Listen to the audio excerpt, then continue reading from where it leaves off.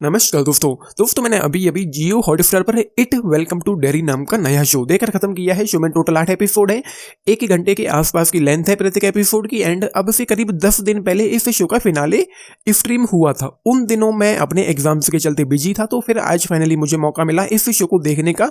और इस शो की जगह कोई और शो होता तो मैं इस शो को स्किप ही कर देता, लेकिन क्योंकि इट फ्रेंचाइज में जो 2 फिल्में हैं वो मेरी पसंदीदा हैं, तो उस वजह से मैं इस शो को किसी भी कीमत पर छोड़ना नहीं चाहता था।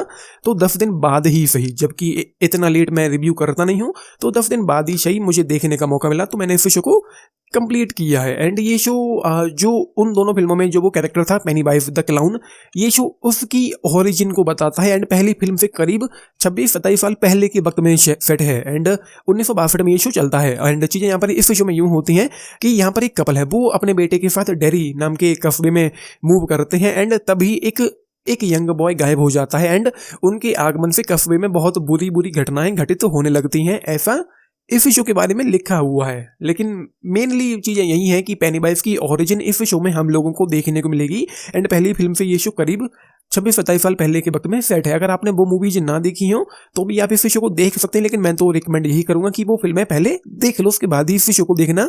तो एक अलग लेवल की आप लोगों को एक्साइटमेंट इस शो में फील होगी। और मैं ये कहूंगा कि इस शो का जो स्टार्ट है वो काफी अच्छा है। एंड उसके बाद जब पेनीवाइज की यहाँ पर एंट्री हो जाती है, उसके बाद इस शो को देखने में काफी मजा आता है।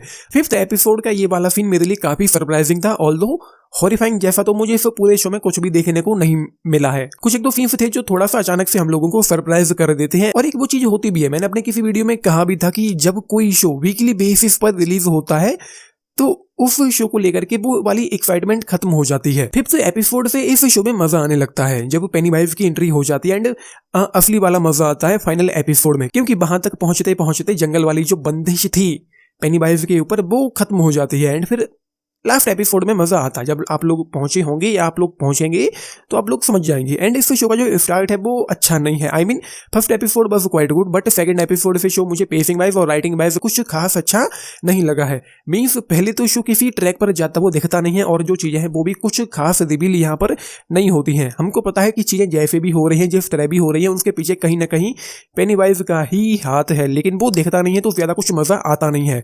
वो दिखता है, जैसा कि मैं आप लोगों से 2 बार कह भी चुका हूं कि 5वें एपिसोड में पेनीवाइज पहली बार दिखता है, और उसके बाद ही मजा आता है। और जब वो दिखने लगता है हमको स्क्रीन पर, उसके बाद शो एंगेजिंग भी लगने लगता है। एंड देन जो चीजें हैं वो भी रिवील होना शुरू हो जाती हैं इस शो में।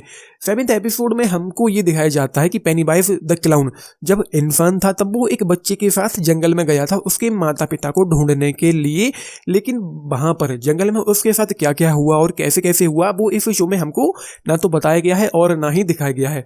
बट कहने के लिए तो ये शो पेनीवाइज की ओरिजिन बताता है, लेकिन ये चीज उन्होंने नहीं बताई है कि पेनीवाइज के साथ असल में उस जंगल में हुआ क्या था।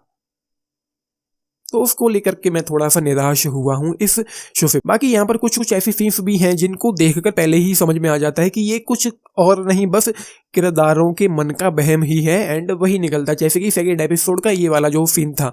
एंड उसके अलावा यहाँ पर काफी सारी सीन्स डिस्गस्टिंग भी है, मतलब काफी घिनौने सीन्स इस शो में है। हालांकि न्यूडिटी और इस तरह की चीजें इस शो में नहीं है बिल्कुल भी। 1-2 किसिंग सीन्स आप लोगों को देखने को मिलेंगे, लेकिन काफी सारा खून खराबा है।